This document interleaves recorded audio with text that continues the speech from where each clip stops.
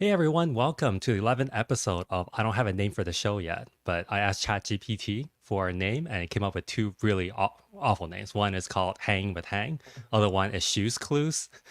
Pretty awful, but we're probably not going to go with them. Anyway, we won't be using them, and just want to wish everybody a happy Friday, and also most importantly, happy International Women's Day. I can't think of a better guest for today than Ovetta Sampson. Her background is super, super amazing. I was reading over it last night, and I was just getting a major case of imposter syndrome. You've got over 30 years of experience in design, and also a large portion of being AI as well. You have very background in journalism, in writing, in graphic design, and all these things that kind of perfectly aligns with your current career and your current work. So it feels like you kind of went back in time, or you saw the future and you went back in time and perfectly positioned it. So it's just really, really prescient views of everything. And not only that, but you're also a director of UX at Google currently on the core machine learning team. You also worked at other major companies that are, the envy of many people: Capital One, Microsoft, IDEO. In fact, I believe you came up with the first set of design ethics for at IDEO back when people really weren't thinking about the intersection of design ethics just yet. Beyond that, let's see. Oh man, I have a list of these things. You also competed in at least 3 Ironman triathlons that I know of, and just super, super amazing. Sounds super difficult. You graduated with a Master of Science degree in computer science as well. So just perfectly aligning all the stuff that's happening in AI right now. You're also teaching at DePaul University, a course in HCI, just super prolific. And you've also given a ton of talks. You've given talks at Config, Afrotech. Super, super impressive. Anyway, enough gushing. How are you doing today, Ovetta? Oh, sorry, you're muted. I talked for too long. Yeah, no, that's okay. I was like, man, I should keep you around as like a good hype man, so I can remember all the things that I've done. Because now that I'm getting older, I can't remember a lot of the stuff. Yeah, it's funny. Like when people ask me how long I've been in design, I usually start with when I started at IDEO in like 2016. But in truth, I've been in design, in print design, prior to going to get my computer science degree, for over 20 something years. Like I started when I was 13 designing my high school newspaper. And so I don't know why I think of those two as two separate design lives, but you are right. They kind of like accumulated the things that I've learned as a print designer and a graphic designer, and the things that I learned as a computer science major and a predictive analytics lecturer and studier for AI. So when I decided to go back to grad school, I had a whole career in journalism, but I wanted to kind of like go back to my childhood love of tech and computers. And when they said there was this thing called human computer interaction, I thought this is the holy grail, the ability to design products and tools for people, and bridge that gap between technology and humans. That's amazing. Yeah, In one of your and then interviews. I kind of like fell into the niche of artificial intelligence and human-centered design, artificial intelligence. And you're right, that's where I started at IDEO, working hand in hand with data scientists and engineers to figure out what it meant to create human-centered AI products.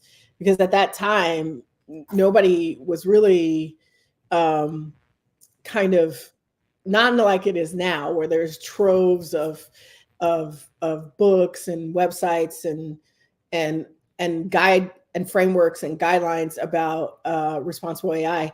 Back then, it was kind of like the Wild West. We were just Yeah. kind of like fumbling our way through what it meant to be a human-centered AI designer and researcher. Like what would it take? What are the best practices? And that was really, I don't know if anybody in the audience ever saw Halt Catch Fire, but it was this television series about the birth of the internet. And that's what it felt like.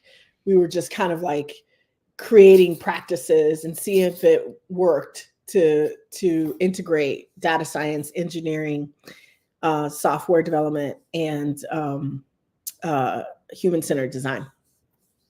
Now everybody's doing it, apparently. so it is quite an interesting time to live in as a designer and as a Everyone is design saying. leader. Yes, everybody's Everyone saying is they're doing saying it. they're doing it, but not And I many guess people you are. can at this point, like I guess you can call yourself an AI design expert, because who would challenge you? There's only a few of us who could go, maybe not, but most people are like, yeah, great. I mean, this is the time that people are staking their claim in AI, and I think you should. I think people should explore what it means to be a designer in an automated future, right? How does your role as a designer change, as a researcher change? How do you change? What does that look like? It's a good time to be exploring that. Absolutely. So, if you're exploring right now, you have all these options. There's a poo-poo platter of things you can learn to Yeah. get into AI, to get better at it. And you're almost like a paradigm of all the things, all the conglomerate of all these skills and experiences that have helped you get to where you are. And considering your varied background, which experience or skill set you picked up in the past do you feel like is contributing heavily to your work right now that might be surprising to people?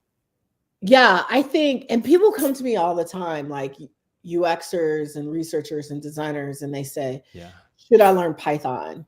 Should I understand how to use Colab? Should I understand predictive analytics? Should I understand statistics? Do I need to learn machine learning? Like all of those things. And I know all those things, but I think the number one thing that allows me to be successful where I am and in what I do within artificial intelligence is the 20 something years I spent traveling around the world listening to people's stories. And this may sound counterintuitive, but this idea that I spent understanding the human experience and understanding behaviors and motivations of people is so rare at the place where I work. It's so rare in this industry. It's so rare in tech. It's so Yeah. rare in any type of industry that has to pair people in tech that I usually tell people, consider anthropology, consider HCI, consider academic research, consider humanities, consider social sciences. And the reason why I say that is because those mental models are so rare. Those POVs are so rare in the tech and in the tech world and industry world and business world today. And they're so necessary because people forget that the technology is created for people to use, not just the technology to be in existence, right? And Right. so I think if you had to, now I can get into some of the rooms that I can get into, because when people say things like large language models, I can tell you where those started, right? And what they are and how to create them and stuff. But I stay in the room because I'm giving them a point of view about cognitive load, about automation bias, about the ability of humans to trust machines even over their own instinct. Those are the types of conversations that I have with technologists when they're building these types of products. And so if you say, what should I study if I want to be successful in I think you definitely should take a course in what machine learning is in 101, but you should study what it means to be human.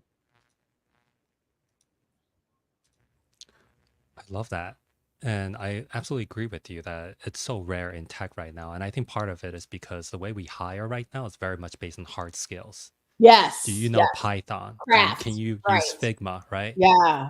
And we don't do a good enough job of making sure that the people we're hiring have that humanities background to make sure that we are designing for the greater good and not just for more money to push technology forward just for the sake of that. So I appreciate that. Yeah, You and know, I think NVIDIA CEO Jensen Huang, I think I'm saying that correctly, talked about this about not learning to code because you're right. The way that people are hired, they're hired on their skills, but everything that I know about leadership, about innovation, about transformation comes from your ability to understand people, their motivations, their behaviors, your ability as a leader to influence, to have empathy, to collaborate with others, to change. Like those are so-called soft skills, but people who are leading in this industry, people who are leading companies, people who are leading in different parts of the AI revolution are influencers, are people who are collaborators, are people who can build things from scratch, even if they don't have hardcore coding skills. So I think I think when we talk about hiring for craft, right? For skill, if I'm sorry, hiring for skills, you know, now the CEO of NVIDIA said that, you know, machines will do code, so don't study code. But what machines won't be able to do is tell you how humans are going to react to losing their job or not feeling secure or things like that. And so that's why I tell designers to keep very close to what made you a designer in the first place. And that is the ability to bridge science and technology using design with people and humanity, right? Because in the end, all of these products will be and will affect and will impact people. And we have to keep that front and center because a lot of times the technologists won't. They talk about users and they talk about mhm. customers, but what I'm talking about is humanity. And there's a difference there, right?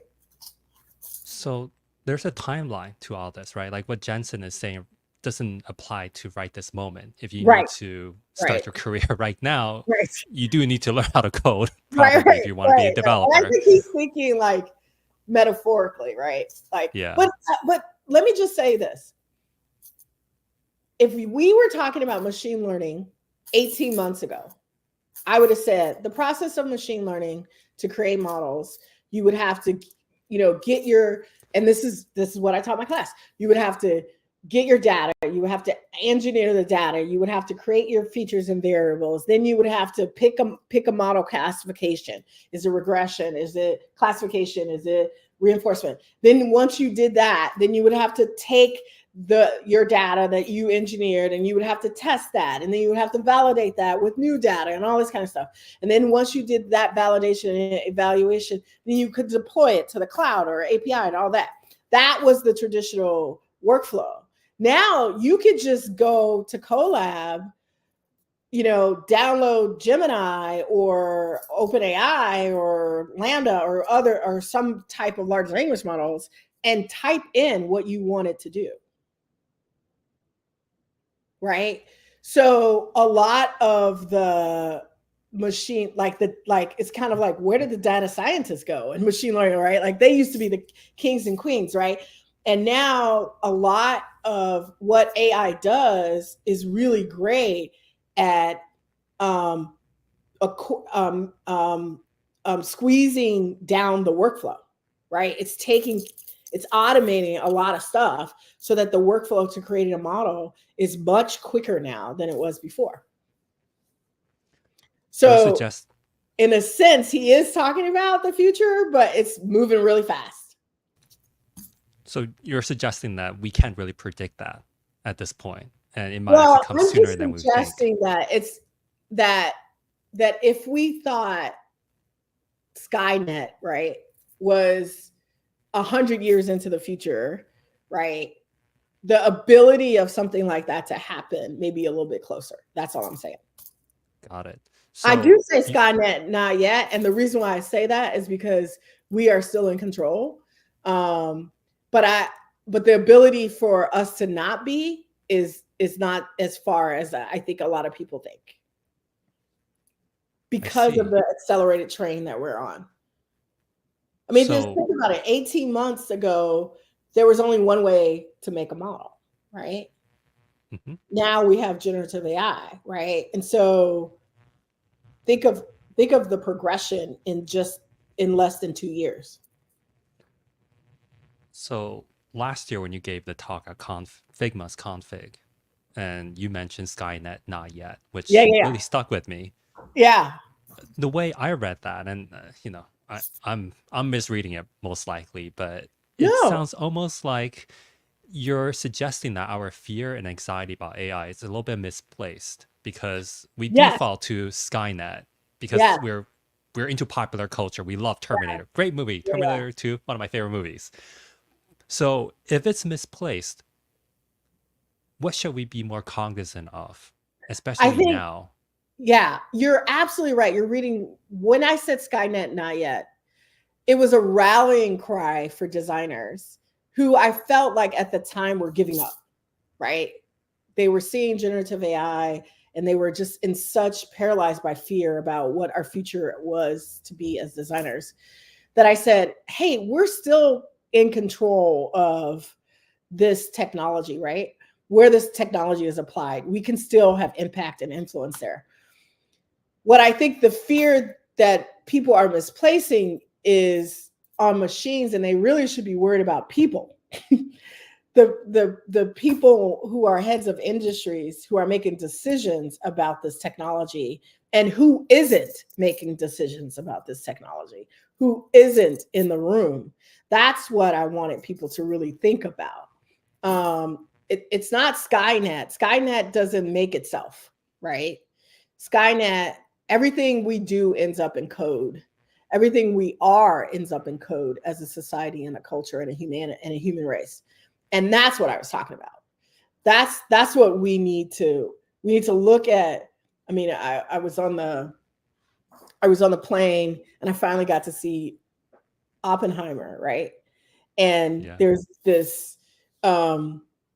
this scene in the movie where Oppenheimer is talking to Einstein, right? yeah, And and the Robert Downey Jr.'s character is looking through the window, right? He's us, right? He's looking through the window. He doesn't know what they're saying, but he's paranoid about it because he thinks they're talking about him. But what they really are talking about is should we actually have this ability to should we move forward with um, creating the A bomb because they know what's going to happen, right? And the only reason why they move forward is because they wanted to beat out the enemy, not because humanity should have it. And that's a different outcome, right? Like that's a different reasoning. It's not because they felt like we should have the A bomb. It's more like they felt like we had to have it before somebody else. And that's kind of how I see this technology, right? It's not so much that we should be afraid of artificial intelligence. It's more that we should be cognizant of how it could be used, knowing our history and past as a human race. I didn't even think of it that way. We are Robert Downey Jr. We're the jealous, Yeah, envious, we're not yes, brilliant people. we are. We're the Robert Downey Jr. looking at people who are deciding the fate for us. And we're paranoid enough to think that they're talking about us, but they're really talking about whether they're really talking about their own reasoning for making this come true. Right? So if you think about, like I got into AI because I wanted to democratize it. I wanted to widen the narrative. I wanted to change the color and temperature of the room that these technologies were being talked about and reared in. And then I get to do that. I get to do that every day in my job, which is awesome. But I also am not forgetful of what it means to be on the outside of that room.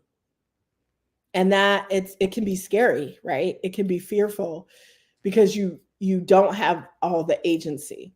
And as designers and researchers, all I'm telling designers and researchers is, and what I was talking about at Config was, you do have agency to be involved in those rooms because this technology affects people and people are your domain. Are you suggesting that designers are more responsible than the other folks who are creating these products and tools? Well, let me just say this. I am a human-centered designer. So when you look up the ISO definition of human-centered design, what does it say? Right? I test my students on this because a lot of people assume I fail. I get an F. Right. A lot of people assume that they know what it says. The first part says, hey, you get user requirements and you try to get desirability into products, blah, blah, blah. We all know that, right? But the second part says human-centered designers use all that so that they create products that do not harm humans psychologically, cognitively, physically, and mentally, right? That is the ISO definition of being a human-centered designer. So if you are a human-centered designer and you're following your code as an industry designer, then you betcha that it's your responsibility to stop technology from harming humanity. It's part of your job description, right? If you go by the ISO definition of human-centered designer. So right now, a lot of designers who are working on their first AI product, they're being told by stakeholders on the executive level, C level, exactly what to build, because there's a push at every major company to incorporate AI. They don't want to be left behind. And as I think about that, I was up till 3 a.m. last night listening to some of your interviews because I felt so much imposter syndrome. Like, I need to prepare for this talk. I know nothing about this area. And one of my favorite interviews of yours was one that was done about 4 years ago, I believe. And you had mentioned that in an autonomous AI-driven future, much of our work will be around what not to design and resisting the urge to design. Yes. Tell us about that, because it seems very prescient. Like, it's 4 years ago, and it seems like our growth has gone exponential since then. And do you still agree with that? Yeah, absolutely. Because I think part of our job, so it's so counterintuitive. Most of us as designers, we've been told that our job is to eliminate friction, right?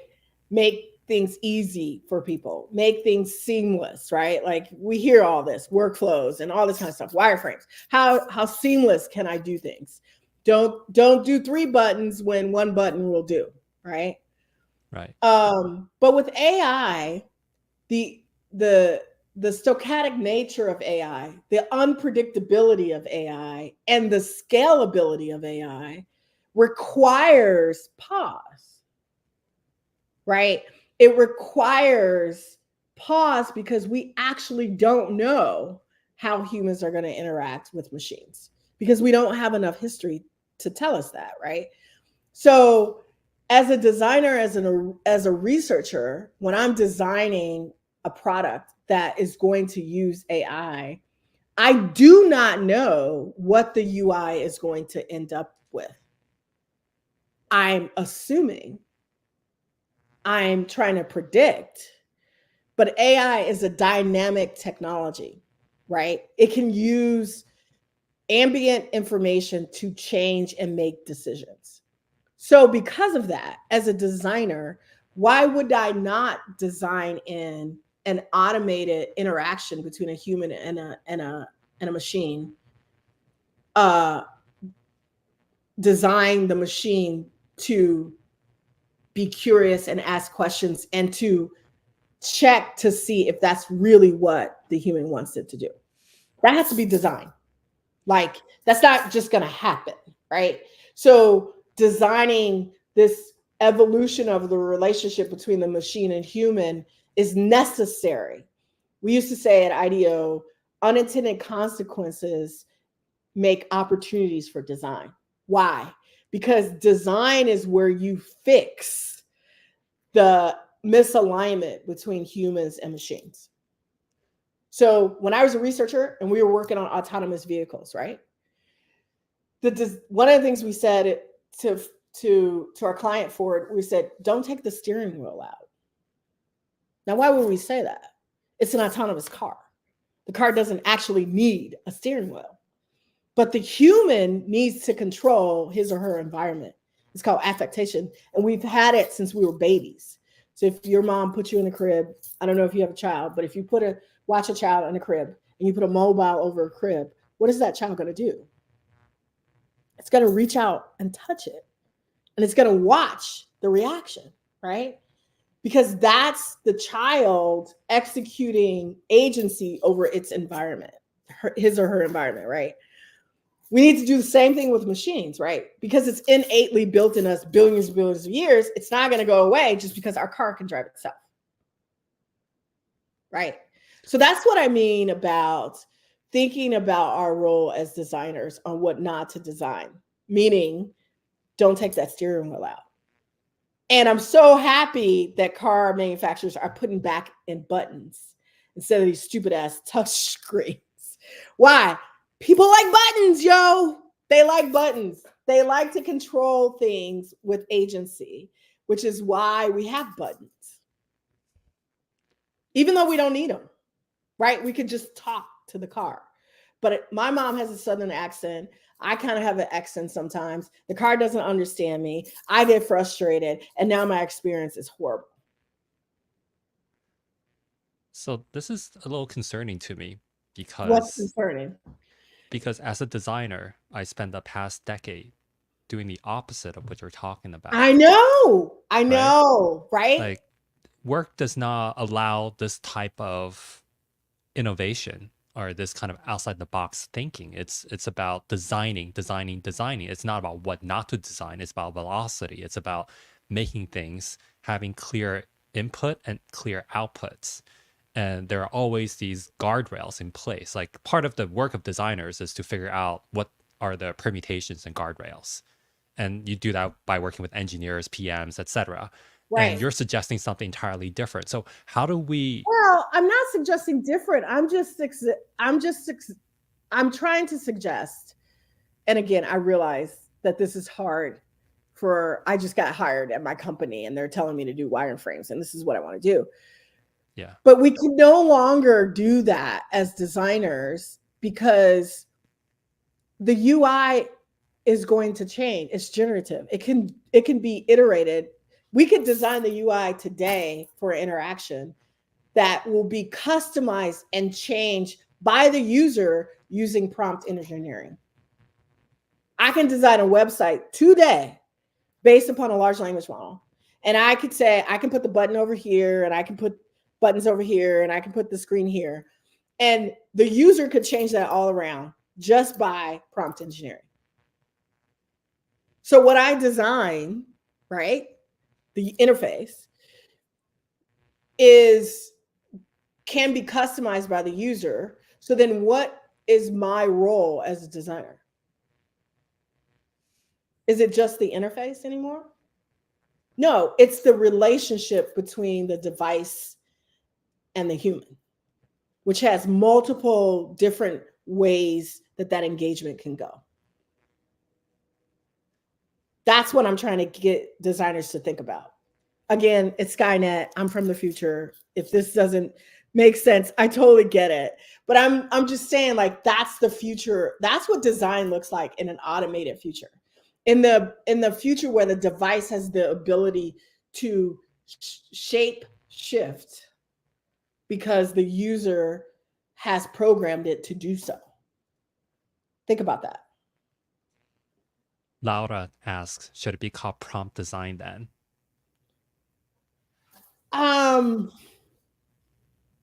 So there's a group here at where in my class I will teach the people who take my class how to prompt engineer.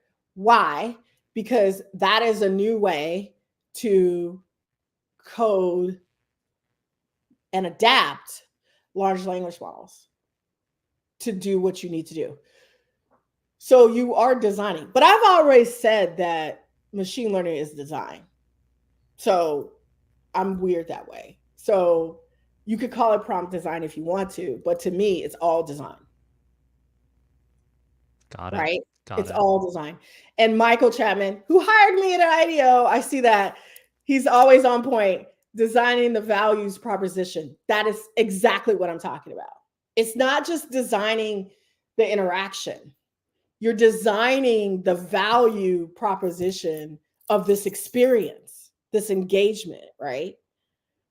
You have to go beyond just the outcome to design everything that goes up into that outcome, right?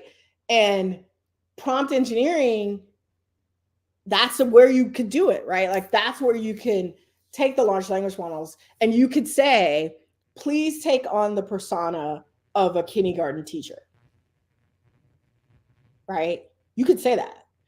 And the large language model will take on that persona, right?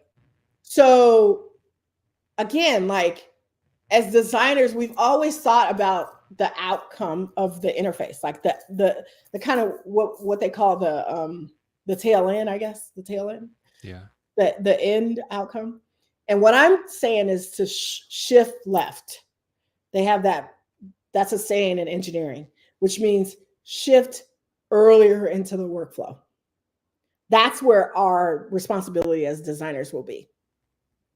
Because we'll have to have those conversations with the technologists about should this large language model even generate images of children at all. So, we're not even talking about like toxic or hateful or whatever. We're just saying this is a decision we can make. so this ties into what Ricardo is asking here. If we shouldn't be concerned about the state of technology yet, then what should we be concerned with? Do you think we should be concerned about the people in charge? Absolutely. And here's the deal. I don't think we should fear technology. I think we should fear what people do with it, because that historically has been shown that people have used technology for very selfish and individualistic reasons, right? And I'm not speaking out of, the minute that I'm sure the minute that cavemen discovered fire, somebody home was burned down, right? Because somebody wanted more land or whatever. Like that is part of human history. So we have to be, designers, and we tend to be optimistic, and that's wonderful. But what I'm saying is, with this technology, we're going to have to put on the hat that we don't like to wear. And that hat is, what if something goes wrong? So when I was working at Capital One, I would regularly talk to the chief risk officer, Dove, great guy. And it was his job to kind of like decide how risky certain models were, right? There was a model that was created that seemed low risk, and it was like 98% accurate. And that model was put out, And it was the 2% that got you. And I told him, I said, Dove, my job as a designer is to worry about the 2%. It's not the 98%, it's the 2%. And increasingly, we will have to worry about the 2% because people will think that this technology will affect everybody in the same way. And we know it won't, right? We've seen examples of that. And so our job is to bring up the 2%, right? If we are human-centered designers, if we are following ISO, right?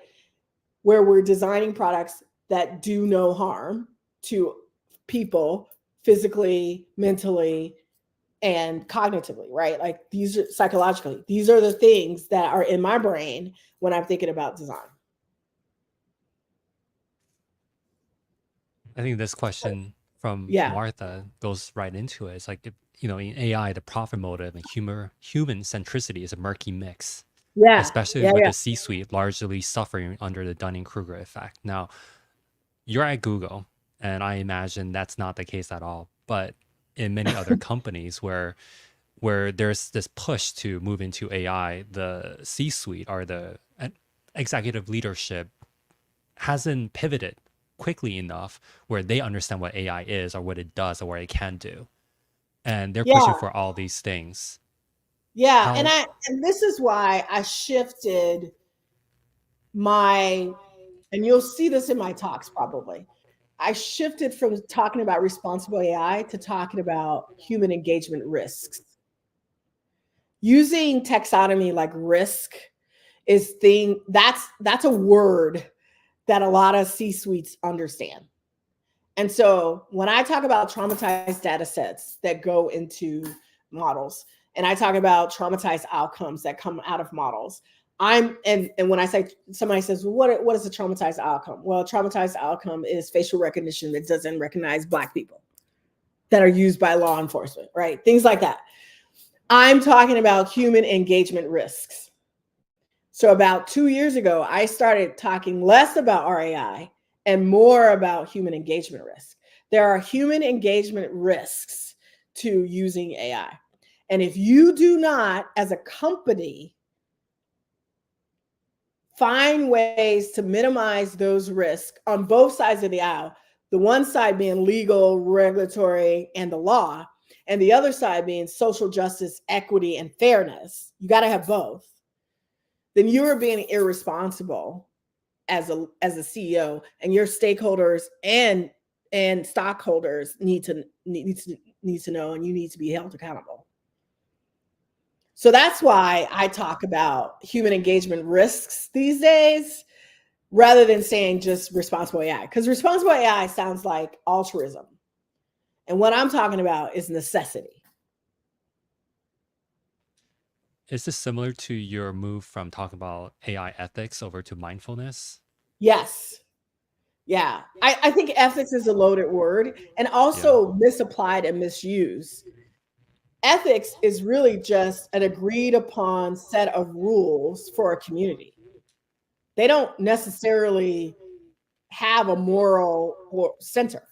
It's just like if you and I lived on a desert island and we agreed that cannibalism was okay, that would be ethical for our community. Obviously, that's not ethical for other communities.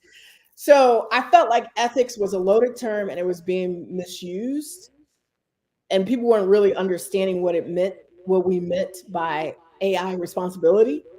And so after I was at Capital One for a while, I was like, I'm going to adopt this risk language because that people were responding to that. And I trademarked this phrase called human engagement risks because there is human engagement risk with AI that doesn't exist with other types of technology. That was one of the things I wanted to get across to designers and researchers, because I felt like a lot of designers and researchers were like, well, this is just another version of interaction design. And I'm like, no, because AI can change your brain, right? I wrote blog posts about weaponizing AI and the 2016 election and the Flat Earth Conference in Denver. Like, These were things that happened with the triad of different events that came together. And one of those was social media. The other one was artificial intelligence, right? Machine learning. And the other one was, of course, um, um, people being kind of like disconnected from each other, right? Or feeling, feeling some type of way in politics. And in 2016, those all kind of came together, and you got these things like people who had vaccinated both their kids and then decided they didn't want to vaccinate their third. You got things like the Flat Earth Conference. You got things like people saying, "Wow, that makes sense," right? I thought we settled that, but apparently we didn't. So how could that happen? And that was what I was thinking about. I was like, how does this happen? And me being in the media and understanding media literacy, right? And understanding how media can um make something seem what it wasn't, right? I was a police reporter for 8 years. I know what it is to use media and content to paint an entire race of people as criminals, right? That's called the Black criminal pathology. That happened by perp walks and photos of people who were being arrested who are all people of color. And then all of a sudden, there was this idea that people of color had a propensity for crime, right? Same thing with AI, right? It was happening, but on a much bigger scale. So I wrote this blog post about the Russian bad actors who planted, I think, 300 articles. But because they did that, and we had social media scale and AI, the ability for them to affect what was going on in the media and what people were thinking and believing was exponential. This is what I talk about. This is what I mean when I say human engagement risks. Got it. So when you talk about these kind of risks with people who are building the AI or people who engage with it heavily and really like using it, their defense oftentimes is this is not, you know, the AI is not making this up. This is just a reflection of our society, all the data that we're putting into it. And therefore, it's just doing exactly what we want it to do in a way. How do you think around that? Because it's in some ways aligned with your thinking of in terms of, Well, humans are creating the data. yeah, in the post that I wrote about weaponizing AI, and I need to write more academic papers, I think. But I'm not very good at it, so I don't really do it. But I should submit more papers to Kai just so I can have this documented. But like algorithms take what I call algorithmic leaps. So if you think about how machine learning models are made, I we like to the metaphor is always toddlers, right? Toddlers are like blank slates. They just soak up everything in their environment and they kind of reflect it back at you, right? So if your toddler is running around cussing up a storm, maybe he's been spending too much time with grandpa and the Navy fellows or whoever, whatever. But the toddler is learning from you and it's reflecting back at you. Same thing with machine learning models, right? They're trained on data sets, but their whole existence is to take new data that they've never seen before and do the same thing that they did and have the same outcomes that they did with the training set. That's why they exist. And in social media, what we find is because they're so dedicated and so good at recognizing patterns and have been trained with reinforcement learning and other ways, rewards, kind of like a dog, kind of, and have been trained to get these model outcomes, they will sometimes make algorithmic leaps where if you're watching YouTube and you start liking a lot of YouTube videos on democracy, patriotism, just 4th of July, like, nothing too kind of benign. And then all of a sudden you start seeing YouTube videos from Alex Jones or people saying that Sandy Hook wasn't true, the Patriots, people in Montana, like all this stuff comes into your newsfeed, which exactly has happened, right? Right. You're like, what's going on? They're making the algorithm is making a leap to say, if you like this, then you will like that. But we didn't tell it to make the leap, right? So there is some type of pattern recognition that fuels decision making for the models, but we're the source of that. So we have to think about both how we affect models and how models affect us. So you mentioned this quite a few times before in previous interviews where there are groups of people who are marginalized, who aren't Right. represented in generative AI. And Martha asked this wonderful question: what is the benefit of Gen AI for people not represented in LLMs? So, for example, kids, right? They can't really create the kind of content to be consumed, but they're often reading the output of it, or Right. people who might not be creating a ton of written content that is being consumed by AI, or the creators are choosing not to consume that content. How do they fit into all this? This And is this is such a great question. So I'm going to answer this in two ways. So a friend of mine, Danny, what's up, Danny? He works at IDEO in Boston. He and I talked, and he showed me this book he wrote with generative AI called The Three Little Pigs. And he rewrote The Three Little Pigs using a famous architect, Louis Kahn, as the foundation for The Three Little Pigs. And it's a real, if you have, you can buy it on Amazon. He's not selling it to make money, but it's a good instructional type of book because he uses all the prompts that he used with the OpenAI large language model to create this book. So I got to thinking, and I was reading this book, and I was like, why is brick the house that they use to illustrate goodness, right? Like the brick house is the one that stands the test of time. When 98% of the world uses things like clay and dirt and not brick. So then I went back to kind of like figure out where did the three little pigs come from? What's so funny? I love how your brain thinks about I know this. my This brain is is weird. not the first thing or the second or the 100th thing I would think about My if brain you is told me. so weird. My brain is so weird. So I'm like, okay, where did the three little pigs come from? Like, where was the first rendering of this? Because in my brain, I'm like, why was it brick? When I know that most of the world does not have access to brick because it's too expensive. And sure enough, when I trace the history of the three little pigs, it's 17th century England, London, right?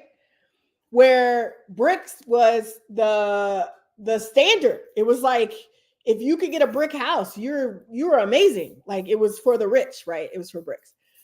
So I thought, why don't I decolonize the three little pigs? I'm going to rewrite it with Bard, right? I'm going to use a large language model, and I'm going to rewrite this in the form that I want to see. And so I used a famous architect from West Africa who is well known for, his name is Francis, who's well known for using indigenous materials in his large scale architecture.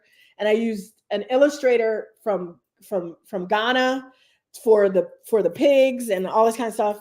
And I renamed the pigs to have West African name and all this kind of stuff. So I have a whole new story of the three little pigs that I call decolonizing the three little pigs. I wouldn't get to make that and publish that and scale that if I didn't have generative AI to kind of help me to do that, right? Because it made it so much easier and faster for me to do that and to put that out. I created the world that I wanted to see. So when you say, what is generative AI useful for? I think it's useful if you think of it in a creative sense to allow people who have been marginalized to use it to create the world that they want other people to see. Now, Google kind of got in trouble with that, right? With Gemini. I know, whatever. I thought it was funny, but it's not funny, right? So we have to watch that, right? Like if we're a public company and we're using these large language models, we have to watch how we fine tune them, and we have to test them enough, right? So that we don't offend people who are going to use these models, right? But that aside, I think what generative AI can do is, and I call it the triage room. There's a space between the large language model that has been pre-trained with the kitchen sink and us. And in that space, we can control what happens out of it. I call it the triage room. And that's where prompt design and prompt engineering and few shot tuning, all that kind of stuff, and instructional stuff that we can do. We can create our own models, our own RAI bar, our own ethical bar, our own moral center. All of those things, we can create our own worlds using generative AI and then publish that to the rest of the world. I love that so much. It's so inspiring. And other people are saying the same thing. Laura wants to read this. I can't see Yes, who this I should is. Love publish it. this. I should publish it. Yes. You And let me should. just tell you this. When I said that algorithms make algorithmic leaps. I'm going to publish the back and forth we had because I wanted one of the pigs to be non-binary. So we went back and forth on that and all that. And at the end, what Bard did was it rewrote the ending so that the pigs taught everybody else in the village how to build better houses, which I thought was amazing. That was not something I thought of. So again, like this is what my students are gonna have on April 3rd. They're gonna read this paper called Man and Computer Symbiosis.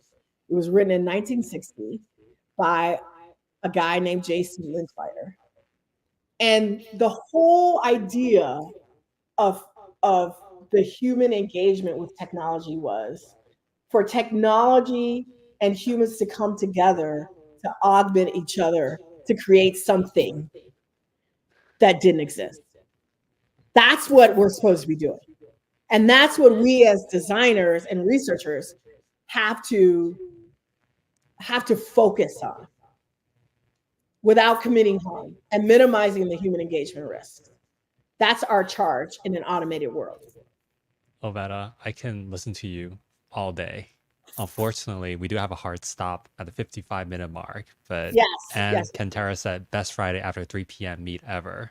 Thank you everyone for staying through this whole call at such a late hour on a Friday evening. That can, it's lovely here in New York City. I just want to give you a few minutes to talk about some of your interests, some of your work right now. Yeah. Uh, Yeah. So right now I am working on a group called the Black Design Leadership Program. And this is a group that's focused on helping to promote and expand the number of Black design leaders in tech and industry. It's for everybody who support that mission as well as our allies. So if you're interested, please let me know and reach out. We're developing programming to help Black design leaders grow in their career journey, grow as leaders, grow as industry leaders. And anyone who wants to support that, just let me know. Lovely. And your course at DePaul? Yes, I'm teaching human HCD, advanced topic in human centered design. I'm teaching human centered AI product design. So I've taught this class in various forms for about 3 or 4 years, and I think this will be the best version yet. I'm really interested. If anybody else wants to sign up with me, we Hi, can take the course Sophie. together. That'd be amazing. Sorry. Um, Seeing people I know. one last thing. I listened to most of your podcast episodes, your interviews. I definitely have a favorite. I want to ask you which one has been your favorite. from the past several Wow. years, because I want people to continue listening to you after this Yeah. episode is done with. Yeah. Config was probably the most the the the most blown away reaction I've ever had to a 15-minute speech. I mean, it was crazy. Yeah. I was literally in the hall for 6 hours because people were coming up to me talking about that speech. So it's probably my most famous one. But the one that I'm most kind of like nostalgic about was it's called Learners now, but it used to be called the UXR conference, and they had it in Toronto. And they asked me to speak, and it was my first time kind of like speaking on a bigger stage. And I remember that speech, and I thought, this is the beginning of something. So that was like my first like real actual like speech where people like quoting back to me things that I said and stuff. And I thought, this is a powerful outlet for the ideas that I had about helping humanity deal with new technology. So I was really excited about that. That's wonderful. By the way, is the class at DePaul remote or in person? It's remote. It's online. Yes. Yes. Awesome. And I also want to mention one last thing. I had help with the preparation of this interview. Yadi Oh, cool. Arroyo helped with the questions because I felt way out of depth with all of this stuff. And she's phenomenal. I hope you two meet. And Yes, yeah, Yadi, you have to reach out. this has been such an amazing time, Ovetta. Thank you so much for your generous Thank donation of you your so much time. for Happy inviting me. I International really Women's enjoyed Day. it. And This has I'm been so lovely. happy for you, Hong. And when you figure out the name of this podcast, or this live cast, let me know. I'll let you know. Oh, by the way, my favorite episode, Tech Yes. Rap Queen. Yes. Man, That was my favorite. That was me and Renee. I felt like that was like me and Renee having dinner and somebody like eavesdropped on us. It was Yes. such a great podcast because we just vibed, and and she's my sister. I love her. Tech Rec Queen. If you don't listen to it, you should. But yeah, I felt like we were just having like a sister to sister conversation, and somebody put a microphone in there. Please listen to it. But please listen to it. Yeah, I was so inspired by this episode, and what a perfect time to listen to at International Women's Day. It was such a lovely episode, super inspiring. Love your Yes. background. Some of it definitely made me tear up a little bit.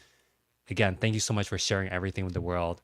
Have a lovely Friday, everyone. Ovetta, please just leave the browser window open after you leave for a few more We'll do. seconds so that it We'll can finish do. uploading. So Yes. that's Yes. that. Thank you, All everyone. right. Thank Take you. care. Bye, everybody.